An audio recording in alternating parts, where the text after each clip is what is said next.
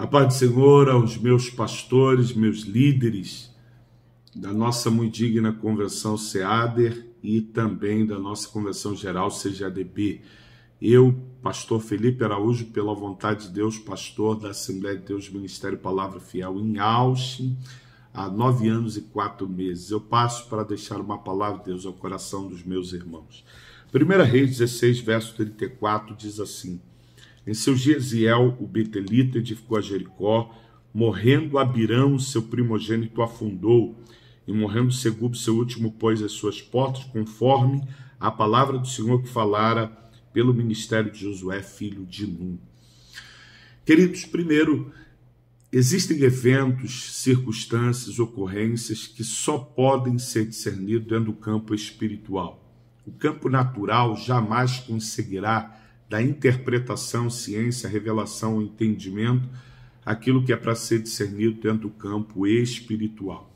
Um dos vários exemplos que eu acabei de mencionar aqui é o texto que nós lemos. Hiel, em nenhum outro texto da Bíblia, a Bíblia vai mencionar por mais uma vez o nome deste homem. A etimologia, Hiel significa Deus vive.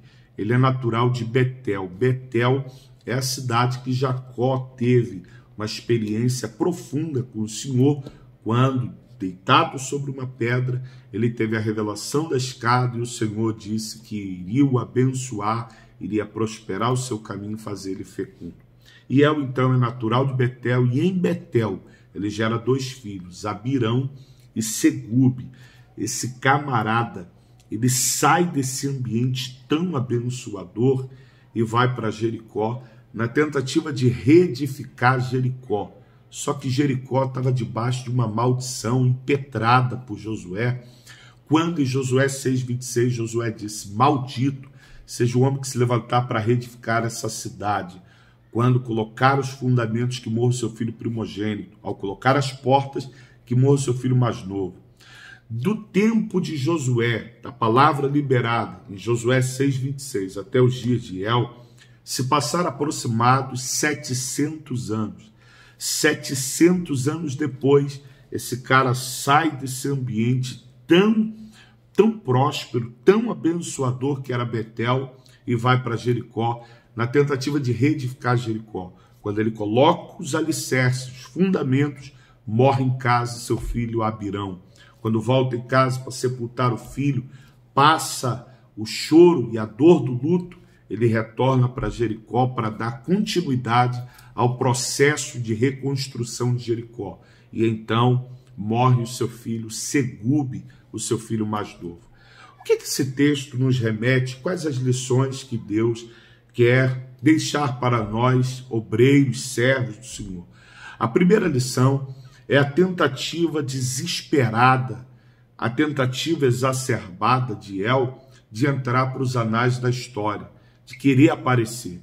Se Josué entrou para a história como alguém que destruiu, a intenção dele é que o seu nome entre para a história como alguém que reedificou Jericó.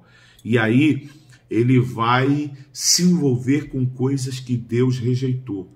Ele vai colocar as mãos em coisas que Deus reprovou. Ele vai se envolver com coisas quebradas, com escombros. E por isso ele vai acabar perdendo seus 2 filhos. A primeira lição é a tentativa desesperada de aparecer. Nenhuma outra geração eu vejo como a nossa geração. A nossa geração é a geração desesperada para aparecer, é a geração desesperada pela fama, pelo reconhecimento, pelo status. É a geração que fica chateada, revoltada, se não tiver a foto no cartaz, se não tiver oportunidade no culto, se não tiver uma foto ou nome junto na festa com aqueles que estão ministrando ou cantando, a festa não serve, a reunião não serve para ele. É a geração desesperada para aparecer. E para aparecer, tem gente se envolvendo com coisas amaldiçoadas. Segunda lição, ele é um ótimo construtor, mas é um péssimo gerenciador de família. O nosso maior ministério não é em cima de um púlpito gritando, não é a nossa oratória, eloquência, não é a nossa capacidade dentro das Escrituras, dentro da hermenêutica, da homilia, não é a nossa escatologia. O nosso maior ministério é a nossa família. Nossa família é a maior mensagem para o mundo. Nossa maior mensagem não é a que a gente grita no altar, é aquela que a gente vive dentro da nossa casa. Nenhum sucesso justifica o fracasso de uma família. Aquele que em busca do sucesso sacrifica a família, não merece nem o sucesso e não merece a família. Não merece nenhum dos dois. Então a primeira lição é a tentativa desesperada de querer aparecer. A segunda lição é que ele é um ótimo construtor, mas é um péssimo gerenciador de família. Porque enquanto ele está se envolvendo com Jericó, ele está perdendo em casa seus filhos. A obra de Deus não rouba a família de ninguém. Quanto mais você se envolve com a obra, mais o Deus da obra envolve a sua vontade dentro da sua casa. Você está lembrado da palavra de Paulo ao carcereiro?